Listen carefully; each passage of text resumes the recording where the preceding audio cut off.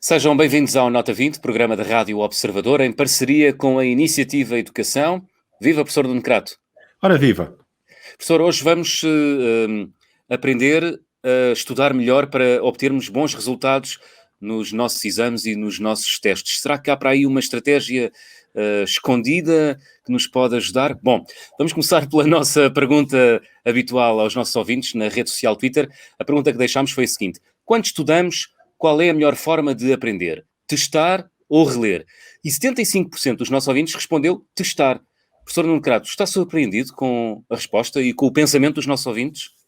Eu não sei se estarei surpreendido, mas acho que tem a razão. Acho que tem toda a razão. E muitas vezes comete-se o erro contrário. Muitas vezes o que os jovens fazem é estudam uma matéria, leem, releem, em vez de se testarem a si próprios. E é por isso que nós temos hoje este tema precisamente para discutir, na sequência desse inquérito, e outros temas relacionados.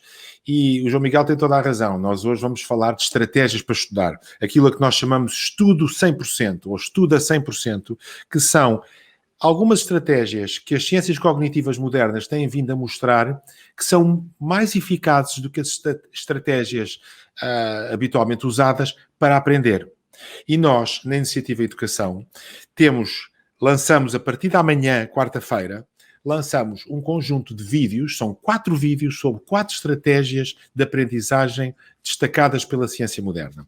E esses 4 vídeos vão falar dessas 4 estratégias, que são a estratégia de recuperação, a estratégia de elaboração, de espaçamento e de estudo intercalado. E essas 4 estratégias vão ser-nos explicadas nestas 2 sessões agora, uma pela nossa convidada de hoje, duas pela nossa convidada de hoje e 2 pela nossa convidada da próxima semana. Eu julgo que isto é muito útil e muito interessante, mas é sobretudo muito útil para os jovens que agora estão na fase de estudos finais e que estão a pensar, mas como é que eu vou preparar-me para o exame? Como é que eu vou preparar-me para o exame? A resposta certa é sempre: preparar para o exame é saber. Agora, qual é a melhor maneira de saber? E é sobre isso que nós temos aqui esta discussão, que é muito interessante. Estes vídeos que nós vamos ter disponíveis já a partir de amanhã, quarta-feira, no nosso site, são vídeos que podem ser descarregados, tem também fichas que vão explicar estas estratégias, e eu acho que isto é muito, muito interessante para os jovens. Quem quiser pode, por exemplo, inscrever-se no nosso site, indo ao site iniciativaeducação.org, e vindo cá abaixo encontra subscreve as novidades, põe o seu e-mail e começa a receber informação sobre estas estratégias, sobre locais onde estão os vídeos, etc, etc. Cheira-me que vem aí nota 20. Bom, vamos dar as boas-vindas. Vamos dar as boas-vindas à nossa convidada, é a Ludmila Nunes, investigadora em Psicologia Cognitiva. Ludmila, muito obrigado por ter vindo à Nota 20 esta semana. Obrigada eu, olá a todos. Ludmila, afinal, é, como diz o professor Nuno Crato, enfim, pode desmenti-lo se quiser. É a testar que se aprende melhor. É a testar que se aprende melhor. E como? Como? Há várias maneiras há várias formas que os alunos podem usar para se testarem a si próprios, mas uma muito, muito simples é apenas, depois de lerem o material que têm de estudar uma vez, se tentarem reproduzir esse material. Em vez de voltar a ler, apenas sentarem-se e começarem a escrever e tentar recuperar a maior parte da informação que leram. Esta é talvez a forma mais imediata, mais fácil. Podem também... Ou seja, na verdade é responder a uma pergunta: será que eu sei o que acabei de ler? Vamos provar. E desata a escrever, é isso? E desata a escrever sem voltar a consultar. Só no final, e esta parte também é importante, que é no final verificar se aquilo que escreveu de facto foi aquilo que tinha estudado ou não. Pronto, e depois vêm os amargos de boca, não é? Porque não bate uma com a outra. Não. Mas assim consegue corrigir e depois, em vez de voltar a ler tudo, voltar a testar. E consegue-se ver que ao fim de 2, 3 testes já se aprendeu muito mais do que se apenas se tivesse tentado reler e reler. Ludmila, isto é um chamado efeito teste, é um dos nomes, que se utilizam, em que teste aqui é de uma maneira, é uma coisa genérica, não quer dizer que o aluno faça um exame, mas é uma coisa relativamente moderna, não é? Há estudos muito conclusivos e todos a apontarem na mesma direção, apontarem para a grande importância de o jovem se testar a si próprio, ou alguém o testar, como forma de aprender. Mas é algo que a psicologia cognitiva tem vindo a descobrir e a reforçar modernamente, certo? Desde quando é que isto começou a ser conhecido e estudado desta forma sistemática? Bem, isto já é uma ideia antiga, mas que se encontrava sobretudo em estudos de memória básica, com listas de palavras, com estímulos que não tinham significado, ou seja, tinham significado porque eram palavras, mas não, por exemplo, a compreensão de um texto ou materiais usados em educação. Portanto, é uma ideia já muito antiga, desde 1800 e tal, já se sabia que os testes poderiam ajudar. Mas Deixa-me perceber, portanto, era usado pelos professores para ver se o aluno Diga. Não, era usado em investigação. Portanto, em memória básica já se sabia, já se tinha esta ideia que testar ajudava a aprender. Mas sim, é sobretudo depois dos artigos de cerca de 2006 que Roddy Roediger e Jeff Karpicki escreveram e que estudaram isto mais aprofundadamente e utilizaram materiais mais complexos, portanto, textos sobre o Sol, vamos usar este exemplo, o Sol, o tipo de estrela que é, isso tudo. Portanto, não apenas memorizar palavras, mas memorizar e aprender conceitos mais complexos. Portanto, semelhantes àquilo que se utiliza em educação e que nós queremos que os nossos alunos aprendam. E então, o que os investigadores encontraram foi que quando os alunos estudavam 4 vezes, ou seja, apenas reliam este texto 4 vezes, versus quando estudavam 3 vezes e eram testados uma vez, havia um benefício deste teste que eles faziam. Agora, este benefício não acontecia imediatamente passados 5 minutos. Quando eram testados 5 minutos após este ciclo de aprendizagem, que era apenas leitura ou leitura mais teste, aí havia um benefício de apenas ler. E porquê é que isto acontecia? Isto acontecia porque, para responder a esse teste de avaliação, neste caso, no final, os alunos estavam a basear-se apenas na sua memória recente. Ou seja, tinham acabado de reler tudo, conseguiam recuperar esta informação toda. Mas, quando eram testados após uma semana, aquilo que se verificava era que havia muito mais esquecimento quando não tinham sido testados uma única vez na sessão de estudo, quando tinham apenas relido o material. Ou seja, ler e reler dá uma ilusão de conhecimento. É mesmo este o termo que se utiliza, não é verdade? Exatamente esse o termo. É uma ilusão de conhecimento que ocorre porque se está a recuperar informação de memória recente e não existiu uma consolidação, uma verdadeira aprendizagem do material. Eu julgo que isto é uma coisa muito comum nos jovens, que é, leem um texto, vão ler outra vez e como reconhecem aquilo que acabaram de ler, dizem, eu já percebi isto tudo. Não é verdade. Não é verdade. E depois, quando se fazem perguntas a si próprios, é que percebem que afinal não perceberam, não é? E por isso é que isto é importante, para acabar com a ilusão do conhecimento, ou seja, para combater a ilusão do conhecimento, mas também, de acordo com este exemplo que a Ludmila acabou de dizer, para que as coisas fiquem mais consolidadas no médio e longo prazo, não é? Ou seja, não é, desculpem usar aqui uma expressão um bocadinho vulgar, que é colado com cuspo, que é como os estudantes dizem, não é? Isto ficou tudo colado com cuspo, ou seja, eu estudei a correr para o teste e cheguei a seguir ao teste e não ficou nada. Não, para as coisas ficarem consolidadas é muito importante o teste, porque esse efeito de teste é um efeito que provoca uma solidificação do próprio conhecimento. É isto, não é, Ludmila? Mas deixe-me só aqui apelar à sua experiência pedagógica, professor Nuno Crato. É isso também que um professor deve fazer nas aulas, por exemplo, quando dá aulas, no final de uma determinada unidade, de uma determinada matéria, chamar os alunos, convocá-los a um pequenino teste. Às vezes isso também ajuda?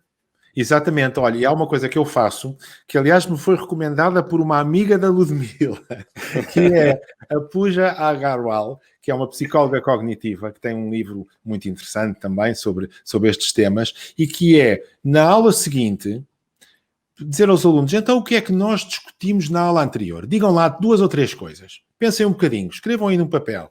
Eu estou a falar de matemática avançada, que é os alunos que eu ensino neste momento, portanto, estatística avançada. E eles ficam ali, mas o que é que aprendemos? Este esforço, de acordo com o que eu aprendi também com vocês, psicólogos, este esforço, esta dificuldade, faz com que se pense e que a coisa se solidifique. Eu utilizo isto e não é uma coisa muito estranha, não é os chamados princípios de Rosenstein, que dizem isto há não sei quanto tempo, que isto é preciso ser feito. Mas eu estou, Ludmila, desculpa, eu estou a falar muito, mas agora voltando aqui àquele assunto. Portanto, isto são coisas que são modernas deste ponto de vista. Todas as investigações mais modernas têm apontado para a grande importância desta técnica ou de testagem, não é? Deste efeito de teste. Sim, certo? Exatamente. Falando da Pooja Agarwal, eu tenho um artigo no qual eu, a Pooja e a nossa colega Janelle Blunt fizemos uma revisão na qual tentámos pesquisar toda a investigação que foi feita em sala de aula. Isto era a parte importante e que distinguiu esta revisão de outras. Tudo o que foi feito em sala de aula para testar se de facto a prática de recuperação faz com que os alunos tenham melhores notas e aprendam mais. E, o que é a prática de recuperação, Ludmila? É este teste, é a testagem. Okay. Que pode ser levado a cabo por um professor ou pelo próprio aluno, ou não? Ou pelo próprio aluno. Quando o aluno se interroga, bom, agora já leste isto tudo, faz aqui um pequenino questionário a ti mesmo. Isso é uma prática de recuperação, ou não? De recuperação, e é o que nós estamos a sugerir que os alunos façam quando estão a estudar por si próprios. Não tem de ser guiado pelo professor, não tem de ter uma nota final, deve ser corrigido no final para dar a informação daquilo que sabe e não se sabe, mas pode ser perfeitamente feito pelos alunos. Isso é um grande exercício de humildade científica. Se calhar a maior parte das crianças não está preparada para isso. Está. Deve aprender a exercê-la. Eu acho que se nós normalizarmos o que é o teste, claro, e não apenas que é algo que os alunos devem estar assustados e a nota vai depender desse teste, mas sim como uma prática que os ajuda a aprender melhor, e se começarmos esta prática desde cedo, aí acho que vai ser normal para os alunos sentarem-se e estudarem assim. Eu lembro-me, pronto, na altura não sabia nada disto, mas quando andava na escola, o que eu fazia era sentava aos meus pais e dava-lhes o livro e pedia para me fazerem perguntas. E era uma coisa que eu agora percebo o quanto me ajudava, porque eu não gostava de me sentar a ler e a estudar, isso não dava. Desenvolveu a sua própria prática de recuperação. Exatamente, que é uma coisa que os alunos podem fazer, por exemplo, com outros colegas, sentarem-se e fazer perguntas uns aos outros. Ludmila, isto agora levanta um problema que eu acho que é importante para as pessoas em geral, que é vocês, psicólogos, falam da memória. Sim. E, portanto, dizem, não ficou na memória.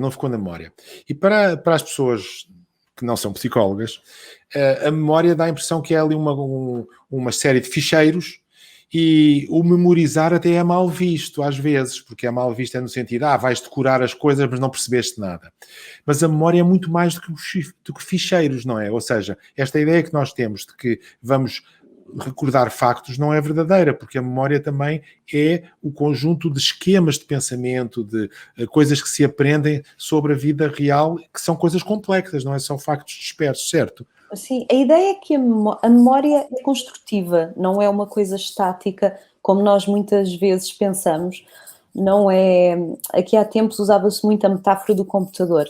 A nossa memória e o nosso cérebro como um computador, no qual temos um input. Esse input cria um ficheirozinho na nossa memória que nós, quando queremos recuperar, por exemplo, se somos um aluno e estamos a fazer um teste, vamos a esse input, recuperamos e respondemos ao teste. Não é assim que funciona. Nós sabemos que a memória é construtiva e, portanto, aquilo que nós temos são conceitos que estão associados, que podem ser recuperados através de diversas pistas, e uma das coisas que esta prática de recuperação, que testarmos a nós próprios faz, é exatamente aumentar o número de pistas que estão associadas a determinado conceito, e isso vai facilitar com que em diversas situações consigamos aceder a esse conceito. E não só aumenta o número de pistas associadas, como fortalece as associações entre diversos conceitos. Portanto, acabamos por ter informação muito mais conectada, muito mais interligada, que facilita então a aprendizagem. Por isso, quando estamos a recuperar coisas da nossa memória num teste, não quer dizer que não somos capazes de as aplicar e termos um conhecimento mais aprofundado. E esta parte que é importante utilizar esta prática de recuperação. E depois, aliada a esta prática de recuperação, há também a técnica de elaboração. Exato, que é o outro vídeo que nós temos também. Exatamente. Temos um vídeo que é que é da prática da recuperação, o teste, e temos um outro que é a prática da elaboração. Ludmila, quer explicar-nos o que é a prática de elaboração num minuto, porque já estamos aqui na reta final do nosso programa. Sim.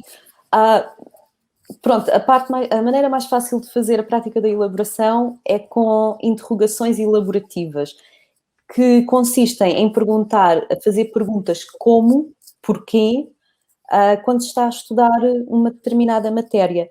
E estas perguntas, tentar pensar mais aprofundadamente sobre o tema, sobre o tópico, e estas perguntas permitem com que se criem mais ligações entre os vários conceitos e se ganhe um conhecimento mais aprofundado. Ora, este conhecimento mais aprofundado vai fortalecer não só a aprendizagem dos detalhes sobre um conceito, mas também como os conceitos estão ligados e dar the larger picture, dar uma visão panorâmica daquilo que se pretende aprender. Portanto, recapitulando, elaborar uma espécie de um autoteste ou convocar terceiros a fazerem-nos um autoteste. E durante o processo de estudo, como e porquê? Sim. Como e porquê? Ou seja, diga, Ludmila. Não são só os factos dispersos, mas são a interpretação desses factos, as razões disso acontecer, a pessoa pensar ela própria sobre isso. É isto, Ludmila? Em vez de estudar apenas uma definição, estudar o porquê. Porque é que esta coisa faz isto, por exemplo. Desconstruir, não é? Sim. Pois, sim. Ou construir. Ou construir. Isto agora é uma piada, porque os literatos gostam muito da ideia da desconstrução.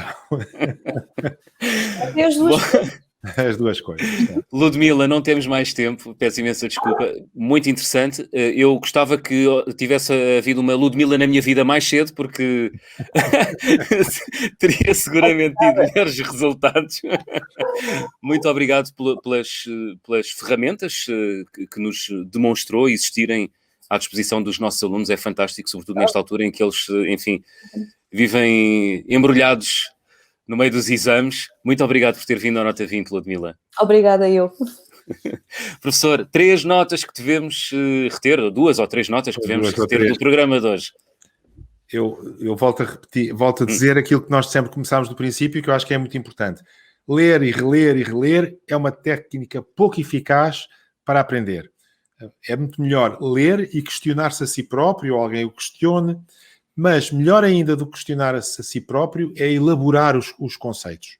Porque nós temos a ideia de que os testes, etc., são só questões de memorização. Não são nem devem ser.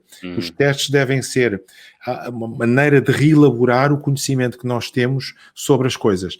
A nossa memória não é, eu acho que a Ludmila explicou isto muito bem, a nossa memória não é como um computador que tem ali umas coisas guardadas que se vão buscar, mas cada vez que se vão buscar elas vão sendo reelaboradas e vão sendo melhor percebidas. Portanto, a memória é um conjunto de esquemas, não é só um conjunto de factos dispersos. E para que as coisas não sejam factos dispersos e sejam compreendidas, então é necessário estudá-las, mas não é só estudar e memorizar factos dispersos. É estudar, memorizar os conceitos, sim, com certeza, mas entendê-los, entender as conexões entre eles. Muito bem, professor. Para a semana vamos continuar a conversar sobre este tema, como estudar com eficiência para obter bons resultados. Será a nossa convidada Célia Oliveira, que já conhecemos de outras edições do Nota 20. A professora Célia Oliveira é investigadora em Psicologia Cognitiva. Antes de fecharmos o programa, vamos deixar a pergunta aos nossos ouvintes. É a seguinte: qual é o melhor método para aprender? Estudar a mesma matéria ou intercalar matérias? Professor, até para a semana. Até para a semana.